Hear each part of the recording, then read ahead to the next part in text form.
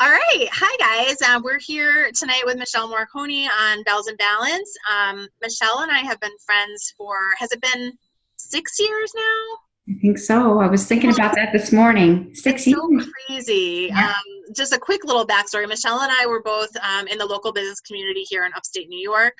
And I always tell this story. I walked into a networking event and I was not used to networking. So I walked into this room full of like 100 people and I didn't know anybody. And Michelle was sitting at a table and she just looked like a nice person.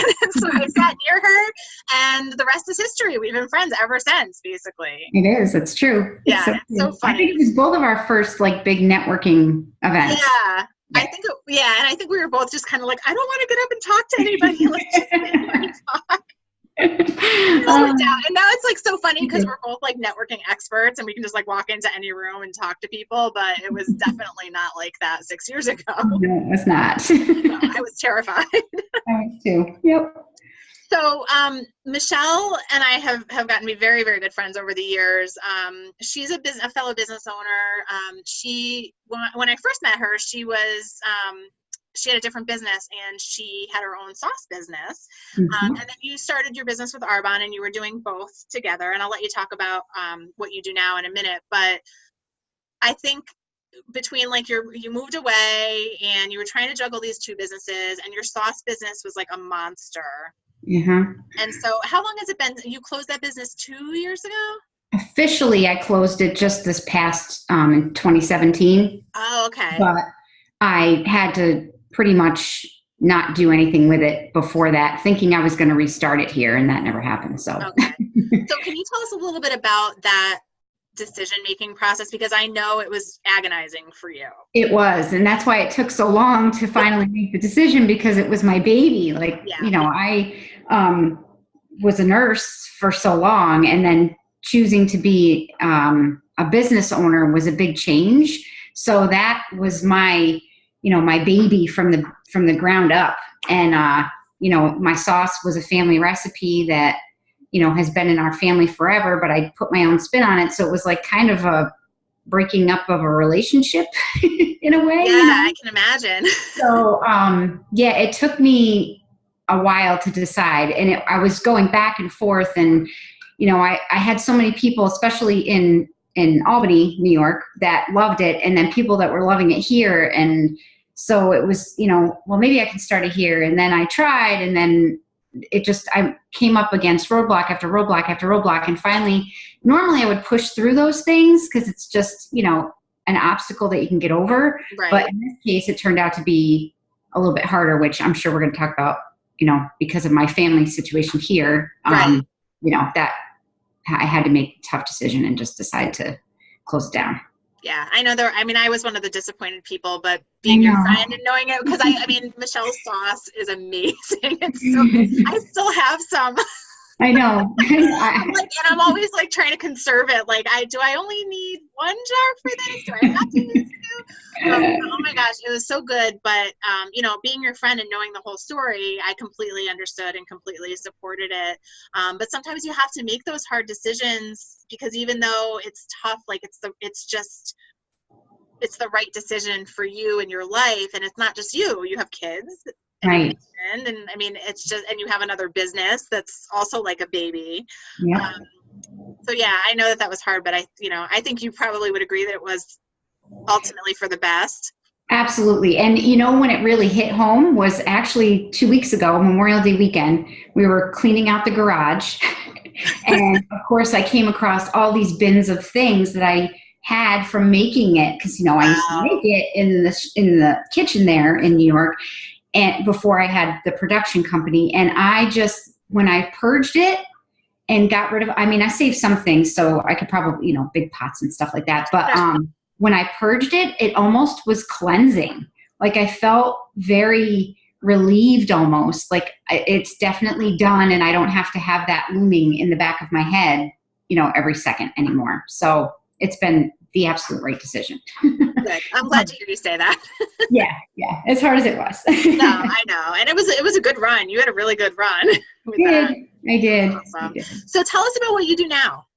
So now I am a consultant for a health and wellness company, Arbonne, and I really focus on just helping people get empowered on what they want to do with life. And, you know, it may just be getting healthier. It may just be looking better, or, you know, along those lines, or building a business, but it's all based on what people want. And that has been a big shift for me too. Because even when we first met, you know, it was for then, you know, we didn't know what we were doing. Right. And we learned so much. And I feel like when you start a business, you grow. And as you're going and growing, you learn so much about yourself and what you can do. And then, you know, it just, I'm not the same person I was back when I first started, and I don't want to be. So right. that's really, like, that's, you know, the most amazing part of what we do on a daily basis.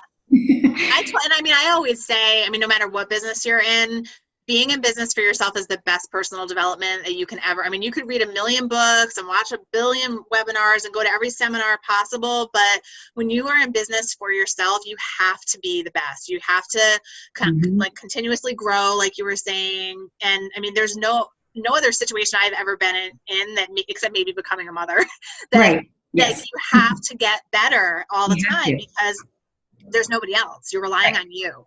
Right. And I was terrified of speaking in front of people. And for the longest time, that held me back. I mean, I was the matron of honor in 3 weddings, but 2 weddings that they wanted me to speak, and I passed on it. These are my, like, best friends. Oh my gosh.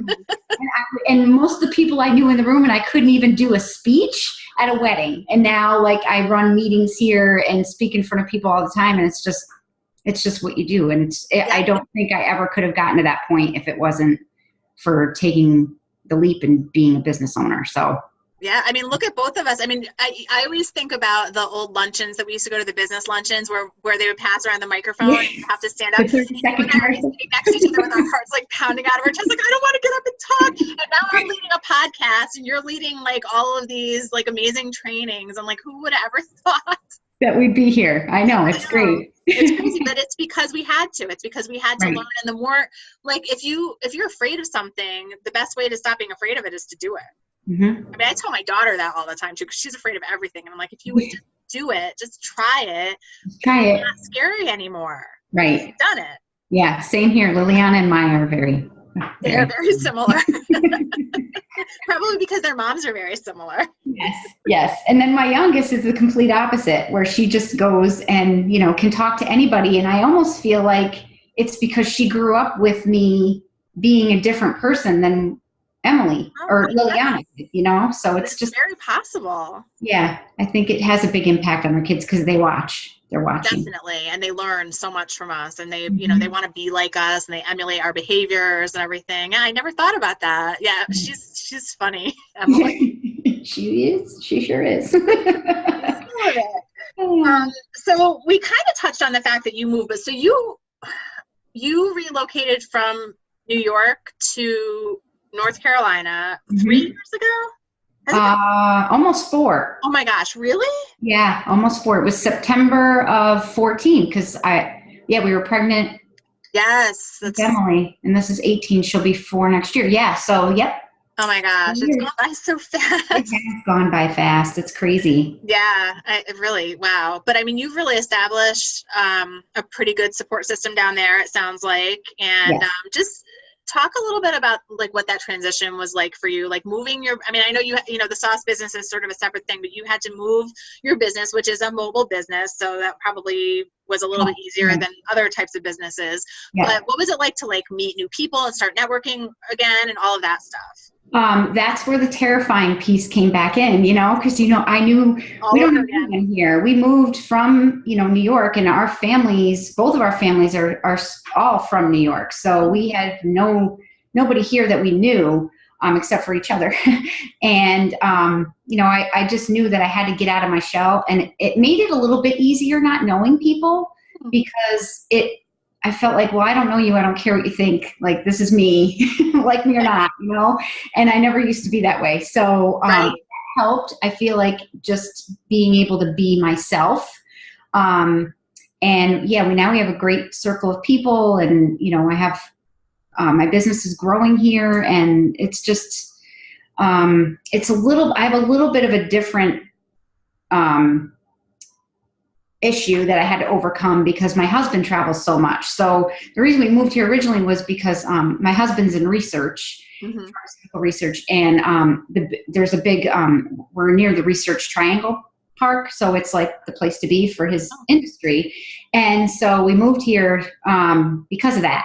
And so he was supposed to be home more originally, and it worked out that way for a little bit, but there's a high turnover in his industry too. So turned out that didn't last as long as we hoped it would. And then he had to start traveling again. And so, that kind of it's made my business kind of go back and forth because I do this business because of my family. I want to be here for my family. And that was, my main reason for doing it. So, with anything, you have to focus on the business, but you can't always do it as much as you want to. Right, because you're practically like a single mom. I mean, he's away a lot, so when he's gone, it's just you. It's just me. And right now, he just left today for a trip for 12 days. He's not going to be here for 12 days. So, that's where I've gotten really good at scheduling my schedule and sticking to my schedule. So that's helped me quite a bit in my business aspect. And, we have some people that we can call to babysit, if I need to, but, again, I do this because I don't want to have somebody watch my children, if I don't have to, but, it happens. So, it's helped me get really good control of my, my scheduling and, being on it. And also, our type of business, we can do it virtually like we're doing now. So I have gotten really good at the virtual piece too. So that's been a blessing. And so when you do your scheduling, like, do you actually write out like what you're do you block out time? I do. Like I have right now, like this piece of paper that I just started. I'm always curious to see how people do it. Yeah. So like the purple is where my husband's gone. Okay. So most of the month. Yeah, most of the month. And then I just try to, finagle things in it. And again, nooks and crannies, you pick the little things out that you can. Right. But both of my kids go to school. My littlest goes to, only half a day. So I pretty much am pretty strict about what I do during the day, during working hours. So being regimented has made a big difference. And it's not easy to do that, and things happen, they get sick and whatever, but you have to consciously, it's a work in progress every day. Yeah, for sure. And I mean, even like having that self-discipline, but again, it always comes down to like, it's just you. You're not going to get a paycheck if you don't do your work. Exactly. Right. And I find, oh, go ahead. No, I was just going to say, it's not like you have somebody, like you're your own boss, which means that you have to be strict on yourself like a boss. Yes. And there's times that I'm up, until 11 o'clock at night because I haven't been able to do something during the day and the kids go to sleep and I have to do my work. So, but that's the beauty of having the flexibility where I don't have somebody telling me, hey, guess what? You have a 12-hour shift that you have to do tomorrow. And you might have to stay for extra, but that's what nursing used to be like. So now I get to choose my time and when I do it. Yeah. And then when you have those chunks of time that you have free, you know that you have to get stuff done. Like you can't squander. That's like precious time, isn't it? It is. You can use it wisely because it doesn't happen all the time. It does not. And being in this type of business where you're on social media and all that stuff, you got to be super conscious of that because it's easy to get into that rabbit hole of Facebook. Sucked right into scrolling. I know. It used to happen to me all the time, and I would have to turn my notifications off, and I would have to work from a list. That's what I do. Everybody has their own system, but I think it's just a matter of and that's with anything. I mean, whether you have a business or a job or you're in school, like you have to find a system to get those tasks done because assuming that you enjoy what you do, there's still going to be tasks that you don't like doing. It's not always like, there's lots of them. There's always stuff that you don't like to do. Yeah. And you just got to do it. Yeah, absolutely. For sure. So we talked about your hubby. I just wanted to touch on, because you've always been like really big on like healthy recipes. And I can remember when you had your sauce business, like we used to work on, because I used to write Michelle's blog for her, and you did a lot of recipes, healthy like cooking tips and things like that. And you've really gotten into exercise in recent years too.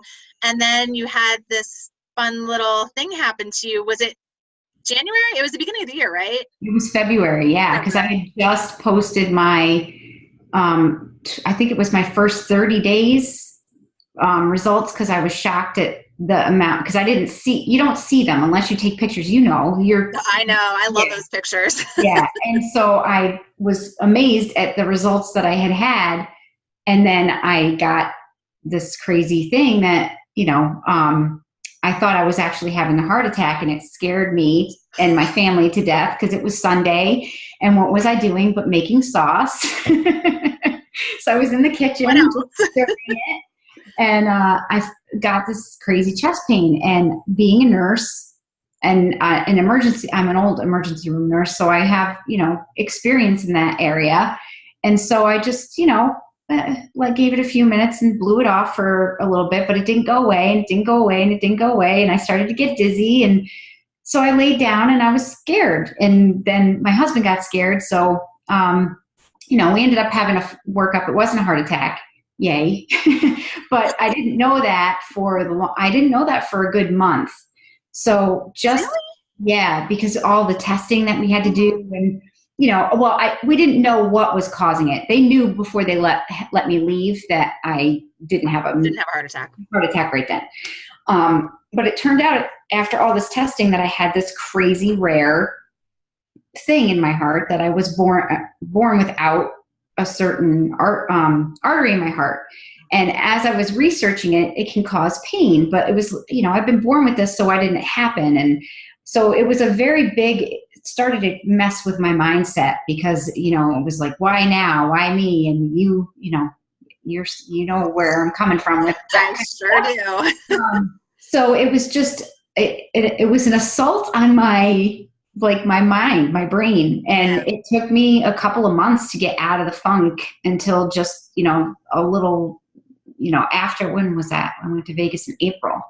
So yeah, just in May is when I finally got up the courage to actually do what the doctor wanted me to do. And then, and once, like you said, you're scared of something, you just got to do it. And that's when, that happened, and it's better. You just got to everything is mindset. Mindset has so much effect on everything in life. Absolutely. And I mean, I can so relate to what you were saying about like how it just totally messed with your head. Like, why me? Why now? And, and I'm sure you do too. I work with a lot of people who have some sort of condition, and they're like, well, I can't because of this. Yes. And I think you and I are both living proof that, yeah, you can. You just absolutely. And sometimes you can't do, like, I mean, there are some people who can't run, or they can't do like some of the intense workouts. They can't, I mean, like, Rudy has shoulder surgery. He can't lift weights right now.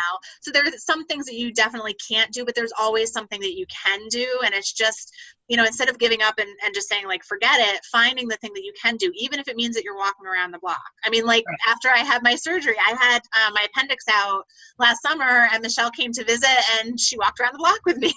And that was all I could do, but I needed to do something. Yeah. Yeah. So I think I loved when I saw that picture of you. Was it last week when you went for your first run? Was it last week or 2 weeks? I think it was 2 weeks now. Yeah. I was scrolling through Instagram, which I'm not supposed to do, but I was scrolling. And I saw you like with your little thumbs up, and I was like, oh my gosh, that's so awesome. So, I mean, I think, stuff like that is just so inspiring, and it just shows other people too. Like, if you can do it, so can they. Right. Yeah. Exactly. Awesome. Yeah.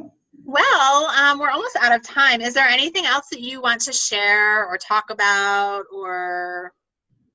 I don't think so. I think we covered everything. Like, just get out there and do it, anything. Absolutely. It doesn't have to be owning your own business. It doesn't have to be, running a 5K or, whatever little thing you want to get over. Start smaller and just work your way up to the big thing, and eventually it'll happen, and keep working at it, I love your pep talks.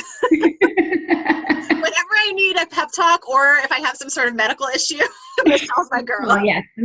Everybody calls me for medical issues. I know, but you're so good at it. Like, you're way better than my doctors. Oh, geez. Awesome. Well, thank you so much. Yeah, I know. Well, no, I think you're right where you're supposed to be. I am. For sure. Yeah. So thank you so much. I know it's not always easy to like share personal stuff, so I appreciate you being open and taking the time because I know you're very busy. And boy, the girls are quiet. So They actually just went to bed right before. Yeah. oh Emily wow, falls asleep very early because her teacher says she lives life with gusto, and she she's wears herself out. That's awesome. yeah, yeah. All right, I am going to stop the recording now. All right.